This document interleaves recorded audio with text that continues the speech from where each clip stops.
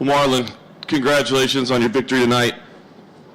Can you just talk about this experience as a whole? I mean, a big moment for you to fight on such a big stage, short notice against a legend, but having to beat that legend, having to be the guy that sends that into retirement. What is the feeling like for you?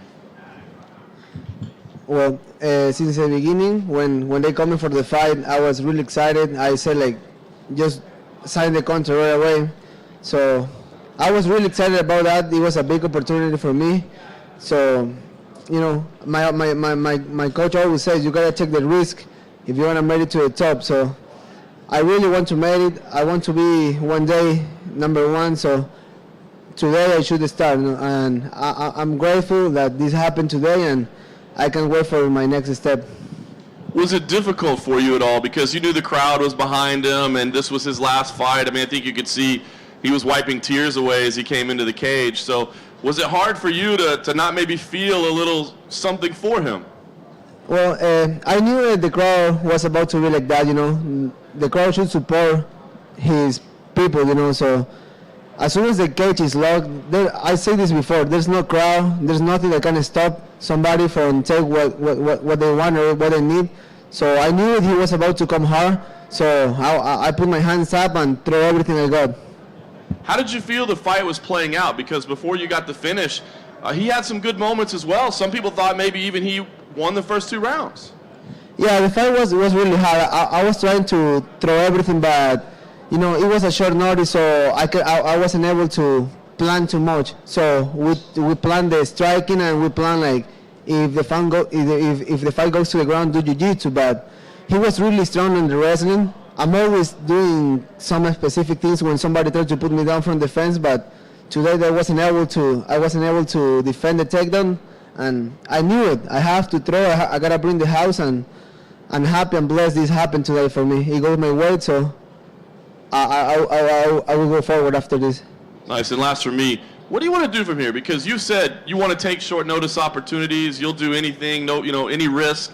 But I would think you might want the chance to have a full training camp, improve your skills, that sort of thing. So, what do you see as the career path for you?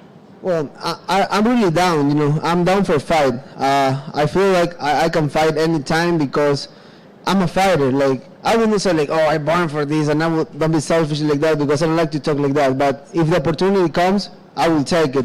If I have a full training camp, cool, I accept it. But if I got a call and I'm healthy, I'm down because, everybody gets tired. No matter how you train, you're going to get tired. So sometimes you gotta bring your heart and dream big, and that's what I did tonight. Marlon, you took this fight on very short notice. How did the traveling, did that, affect you, any way at all? And what did you think about coming again to Europe for this fight? I think the most hard part was the weight cut. I was around 160 when I get the call, but I'm always eating healthy. I was big, but I was just fueled by really good food. That's something that my wife always makes for me. So I was big because I wasn't training really, really hard, but I was every day in the gym teaching my classes and working out. So when they called me, the travel was the hardest part, 15 hours. And when I came here, I was 150. So I tell my coaches hey, I would make the weight, but I don't know if I will recover it. But I'm glad we got a catch weight, and I made it. So I'm happy for this moment. And with that experience, getting your second, you've had inconsistent wins in the UFC, so having a second win now in a row, and getting the finish as well, how does that feel? Yeah, I was really looking forward to my first winning streak in the UFC. I wasn't able to do it before, a lot of things happens, I would not put excuses. The fight I lost is already in the past. But now this is a new beginning, this is a new me. I'm in a really good team in California, Team Oyama, also with 10 Planet. So I feel this is my new me. This is the real fighter I am, and I'm glad people can develop my skills now. So I'm down for whatever is next. And you've second time to Europe fighting here. Do you like coming to Europe, or would you prefer to stay closer to home? I really don't care. For me, fight is a fight, and I don't care who's my opponent. We are humans, and it's a fight. When the cage is locked, it's two men trying to put each other out. So I took any fight, and I will wait to what's next. I will not call nobody out. I will let my manager handle that for me, and I will just wait what's next for me. Marlon, And Europe is amazing, by the way. Thank you.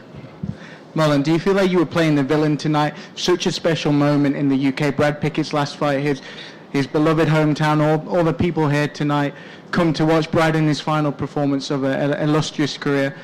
The atmosphere must have been crazy out there. Did you feel like you were the villain? Did you feel like you were the sad ending to the story, which obviously a lot of people would have been hoping for, a victory for Brad in his final fight?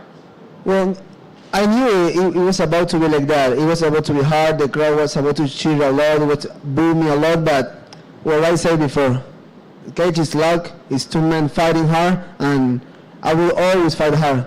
Like, yes, I was nervous before. It's a big name. I'm 24 years old, but as soon as that cage is locked, I will bring everything I got. And I lost my last fight in the UK, so I was like, I have to win today because, you know, the crowd is really good. I like the place, but I put myself like this.